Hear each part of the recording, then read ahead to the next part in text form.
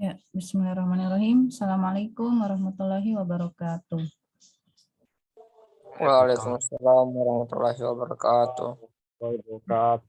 Oke, alhamdulillah, salatu wassalamu ala rasulillah ba'ad. Ya,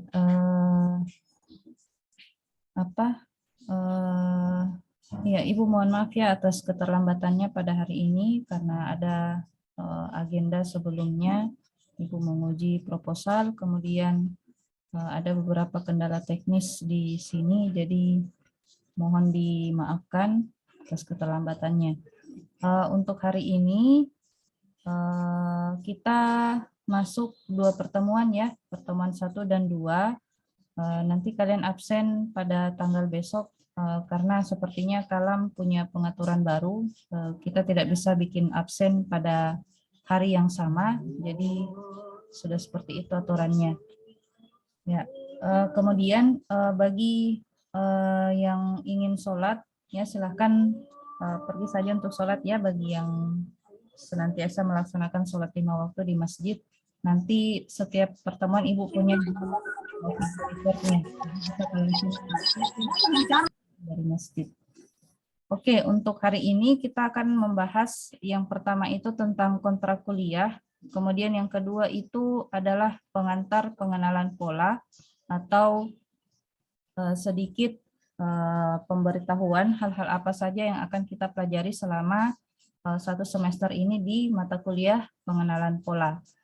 Kemudian terlalu banyak ya minta maafnya Ibu. Ibu juga mohon maaf tidak bisa aktifkan video karena lagi sambil menjaga anakku yang bungsu yang sakit.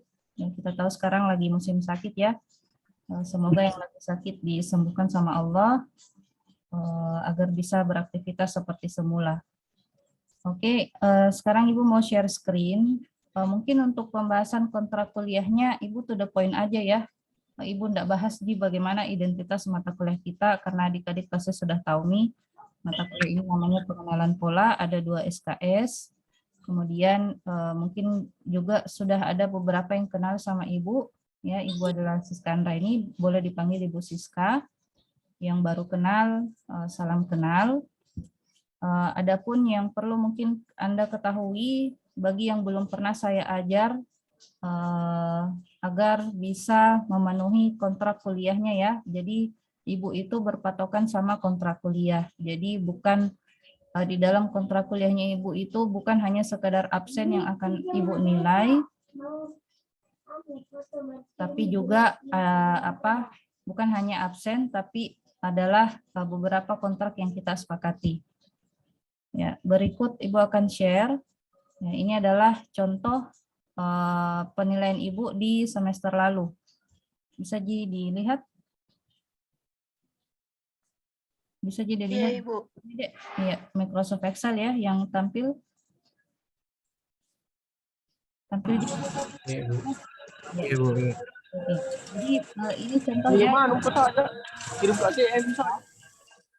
ada beberapa kelas yang Ibu ajar, jadi baik itu kelas reguler maupun kelas eksekutif itu sama aja penilaiannya.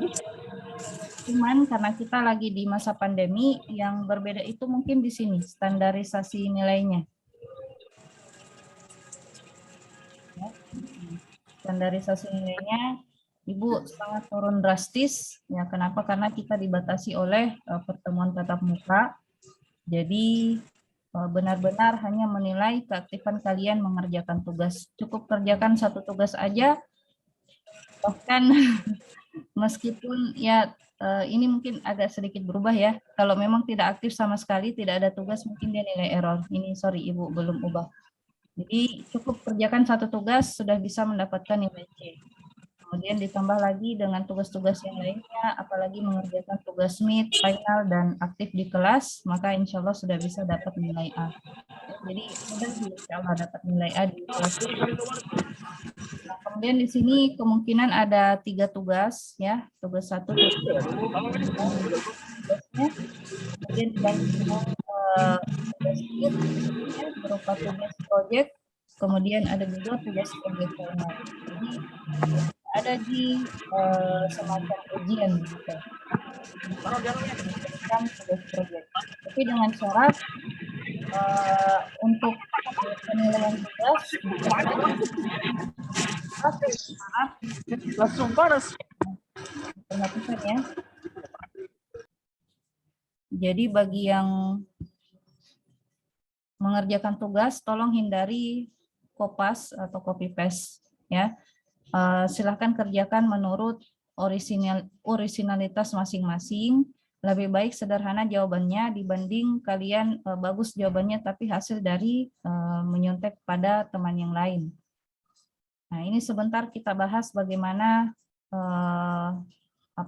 bunyi soal untuk tugas pertamanya sebentar ya, setelah pembawaan materi.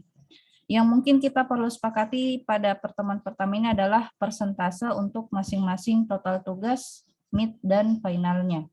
Ada yang mau kasih usulan atau mau seperti ini saja? Total tugasnya 60, mid-nya 20, kemudian finalnya 20. Bagaimana adik-adik? Ada yang mau disampaikan? Atau tidak ada, Ji?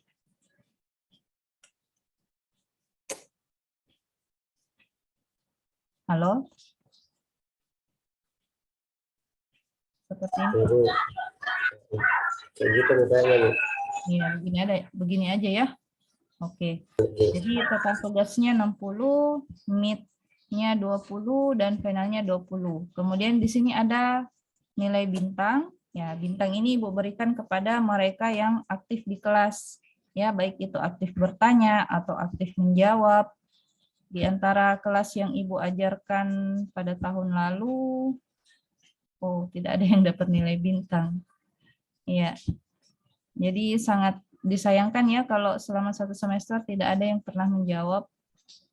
Nah, jadi diharapkan keaktifan diskusi dari adik-adik sekalian. Jangan ragu bertanya ya. Malu bertanya nanti sesat di jalan. Jadi silakan isi ini, nilai bintang ini Ibu berikan 10 poin. Ya, cukup 1 kali saja bicara dalam 1 semester. Menjawabkah ya pertanyaan dari Ibu, itu sudah bisa dapat nilai 10. Bukan 10% ya, tapi 10, nilai 10. Jadi kalau ini, coba kita lihat, ini sebelumnya nilainya dia berapa? G3, H3, ya.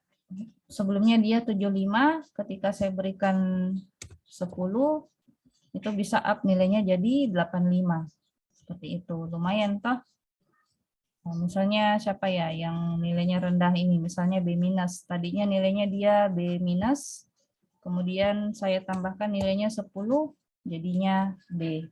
Nah, seperti itu. Jadi nilai bintang ini insya Allah bisa menolong nilai kalian. Ya, seperti itu. Jadi seperti ini ya penilaiannya Ibu Siska untuk pengenalan pola. Adapun indeks hurufnya ini bisa kalian lihat. Di sini harusnya 65 untuk bisa mendapatkan nilai A.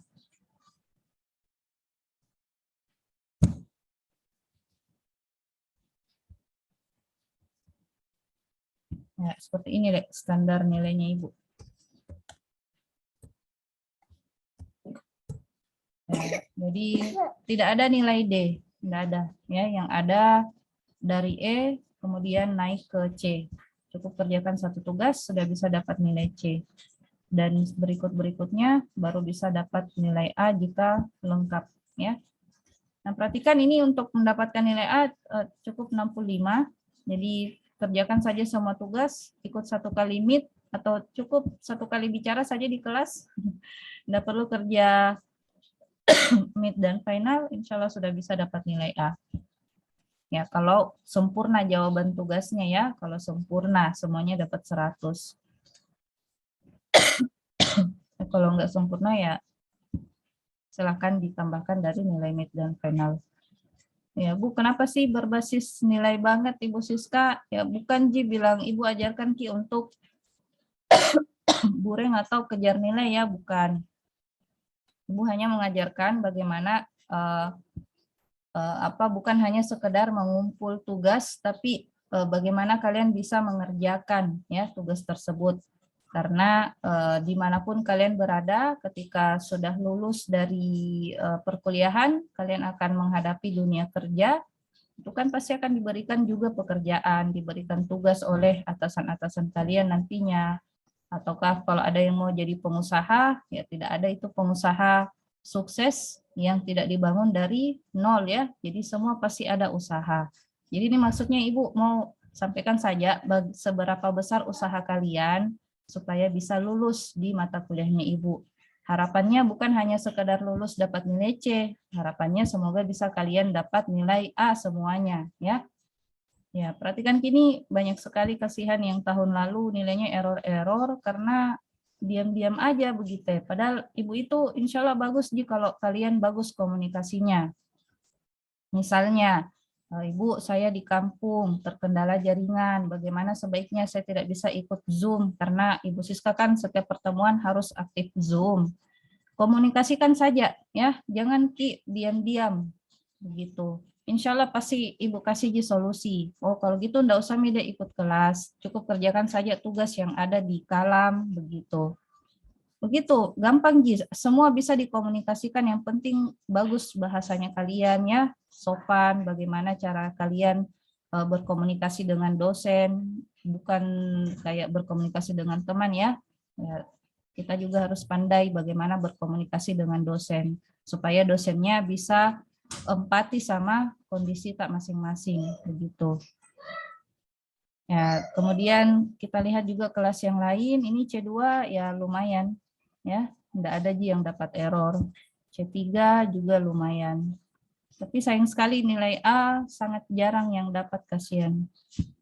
Nah, satu hal juga di pengenalan pola ini, sebenarnya mata kuliah pengenalan pola ini adalah lanjutan ya, lanjutan dari mata kuliah pengolahan citra digital. Saya mau tanya, apakah di kelas ini ada yang belum ambil pengolahan citra digital? Ada yang belum pernah ambil pengolahan citra digital? Iya, Ibu. Ada. Oh, siapa ini yang menjawab? Holisa. Iya, Holisa. Iya, Bu. Holisa juga. Oh, mungkin yang belum ambil pengolahan citra digital ini dari konsentrasi dari peminatan lain ya? Iya, Bu. Iya, karena Ibu. kalau dari Jaringan. Iya, oke. No problem. Mungkin kalian bisa pelajari secara otodidak aja. Jadi gimana ya? Jadi di pengolahan citra digital kemarin itu di mata kuliah semester lalu itu, di dalamnya itu kita pelajari bagaimana cara menginput citra ke dalam aplikasi ya. Kemudian bagaimana kita melakukan pra pengolahan citra sebelum kita masuk ke tahap berikutnya. Nah, jadi mungkin bagusnya saya gambarkan di PowerPoint ya. Saya bikin yang baru dulu.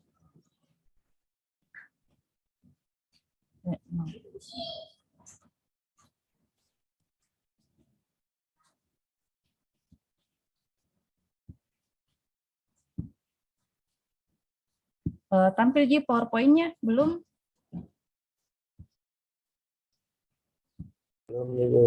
Belum ya. Stop aja. Ya, tampil di PowerPoint-nya, Dek. Ya, Ibu, tidak ada.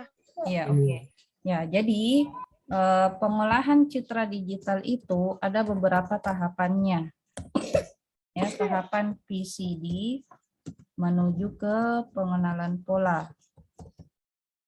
Nah, jadi di pengolahan citra digital kemarin itu yang kita pelajari itu adalah akuisisi citra. Ini maksudnya adalah proses input citra.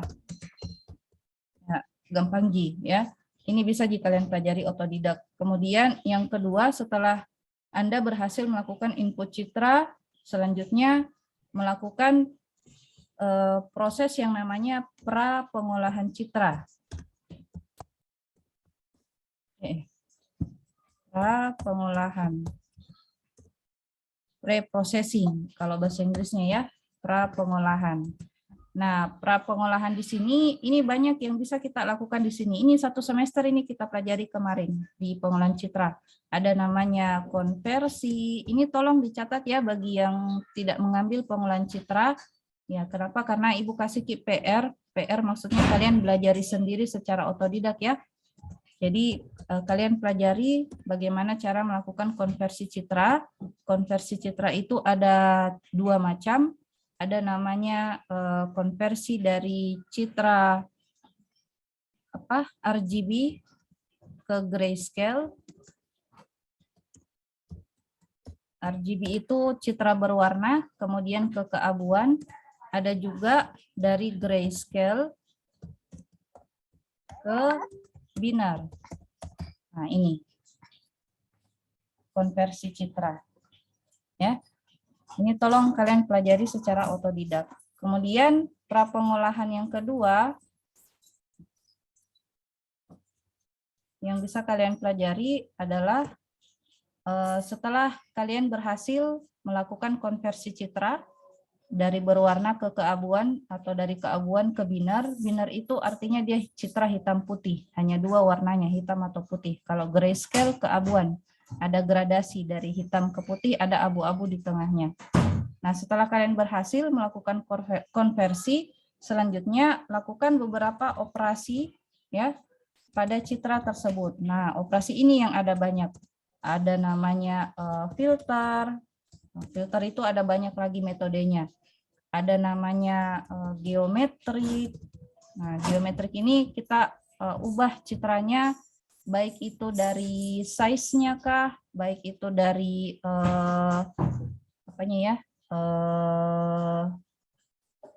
geometrik. Ada namanya penskalaan, ada namanya pencerminan, ada juga namanya banyak macam ya di geometrik. Ini silakan kalian pelajari secara otodidak. Ada juga operasi citra. Ada juga apa ya selain filter, geometrik, operasi citra binar. Ada juga khusus untuk operasi citra binar. Nah, jadi ini ada banyak macam pilihan yang bisa kalian gunakan di dalamnya tergantung dari kasusnya ya. Jadi depend on bergantung dari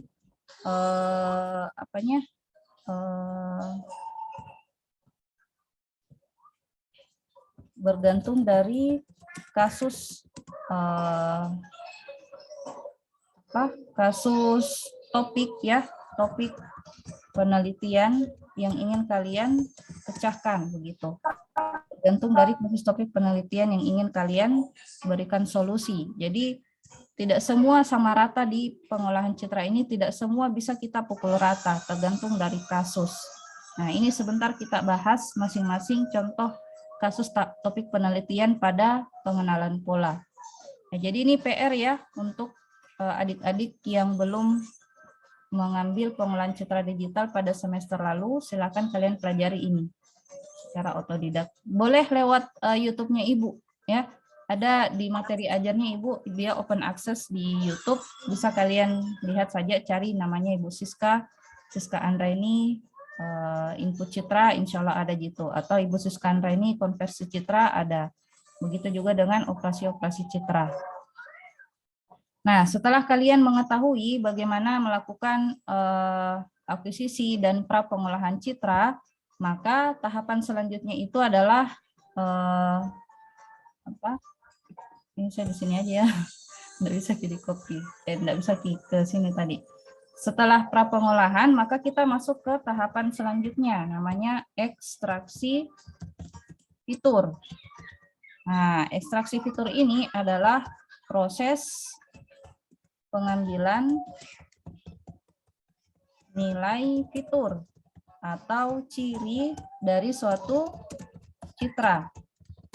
Nah, seperti manusia, kalian bisa membedakan teman yang satu dengan teman yang lain karena berdasarkan ciri-ciri visualnya toh. Misalnya siapa tadi, Holisa, ciri-cirinya bagaimana, mungkin dia tinggi atau bagaimana, kemudian dia memakai jilbab, kemudian matanya bagaimana, itu masing-masing kita punya ciri. Nah, begitu juga dengan objek-objek citra yang lain, ya misalnya tanaman, kendaraan, ya hal-hal yang bisa kita lihat secara mata, ya atau secara visual itu punya ciri masing-masing. Nah, ciri itu dalam pengolahan citra kita sebut sebagai fitur, ya fitur atau ciri. Nah, di dalam ekstraksi fitur ini ada banyak macam metode yang bisa kita gunakan. Nah, ini nih yang akan kita pelajari selama setengah semester ke depan.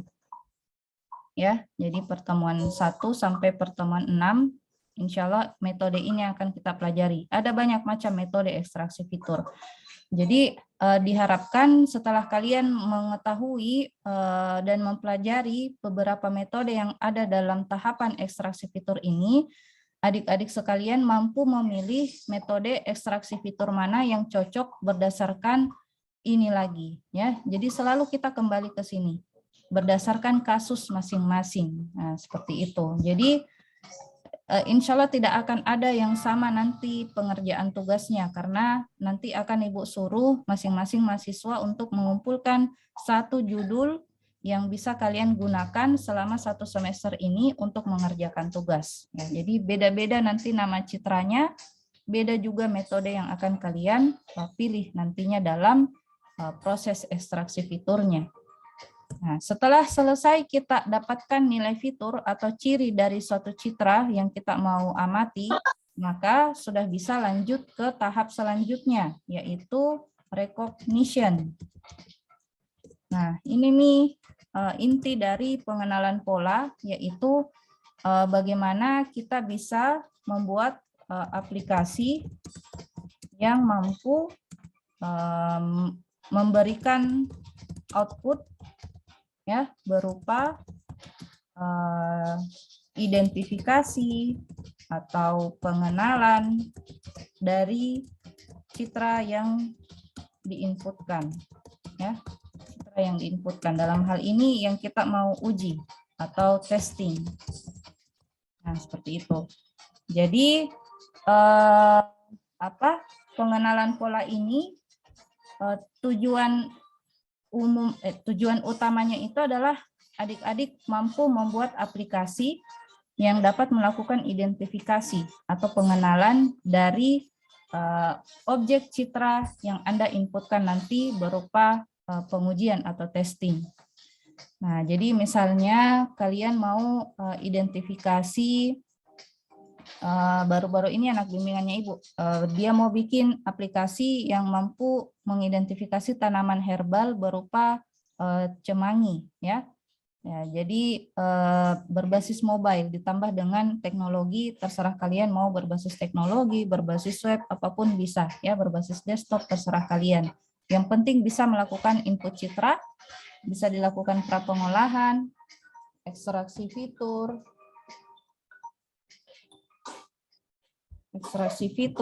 dan recognition. Nah, jadi yang mungkin kalian perlu ketahui di sini adalah dalam pengenalan pola itu, sebelum dia bisa melakukan pengujian atau testing, itu dia harus bisa melakukan pelatihan dulu, ya, atau training. Ya, layaknya manusia, kita manusia bisa mengenali, bisa membaca karena dilakukan dulu proses pelatihan, ya, atau training. Nah, training apa itu? Yaitu latihan membaca, mengenali huruf-huruf, ya, yang bagaimana itu bentuknya huruf A, bagaimana itu bentuknya huruf B, C, dan seterusnya.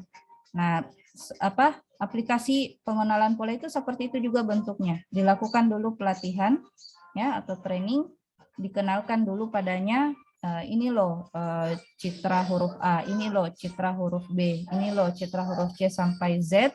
Maka ketika nanti masuk ke tahap pengujian atau testing, diinputkan huruf yang misalnya objeknya itu dari tempat lain, ya, misalnya dari mana, ya, dari sebuah papan iklan kah, atau dari tulisan dari manakah, kita uji apakah dia bisa mengenali huruf tersebut dengan kondisi yang berbeda. Nah, maka itulah yang kita uji. Jika bisa, maka dia akan melakukan output, memberikan output, ini adalah huruf A, ini adalah huruf B, seperti itu.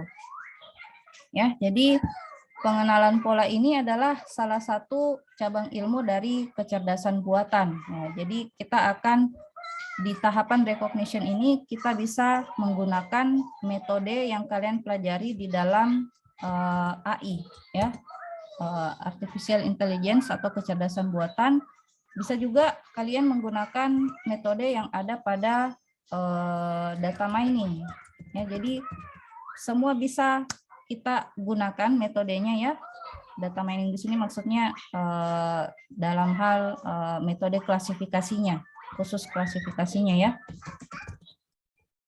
Ya, data mining khusus klasifikasi ya. Jadi kalau kalian sudah pelajari AI dan data mining, insya Allah kalian bisa melakukan atau melanjutkan ke tahap recognition pada pengenalan pola.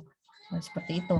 Jadi ini adalah pengantar pada pertemuan pertama apa yang akan kita pelajari di pengenalan pola ini. Sampai di sini ada yang mau ditanyakan, Dek?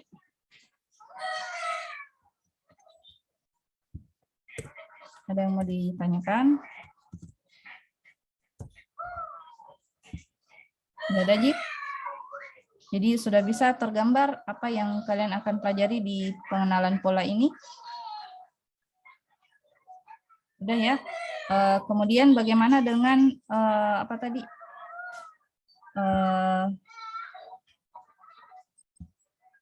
Ini, bagaimana dengan kontrak kuliahnya? Bisa dipahami?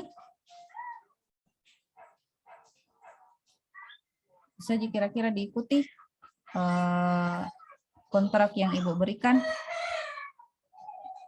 Atau ada lagi yang mau bernegosiasi? Ada, Ji? Halo? Kalau bisa, kalau Ibu bertanya, tolong dijawablah. Iya, Kak, apakah gitu? Iya, Bu. Iya, Bu. Iya, Bu. Jangan diam-diam. Ya, bicara sendiri kok dong, Ibu. Iya, oke ya. Jadi udah sepakat ya C2, C4 kontrak kuliahnya seperti ini. Kemudian Iya, Bu. Ya, oke. Iya, Bu. Ya, kalau tidak ada Iya, yang mau sepakat, ditanyakan, Bu. ya, kalau tidak ada yang mau ditanyakan, saya akhiri pertemuan pertama, tapi jangan dulu, Ibu lanjut ke pertemuan kedua, tapi Ibu. Iya, Bu, bisa, Ji, Bu. Oke, kita akhiri pertemuan pertama, kita lanjut lagi pertemuan kedua, tapi saya stop record dulu ya.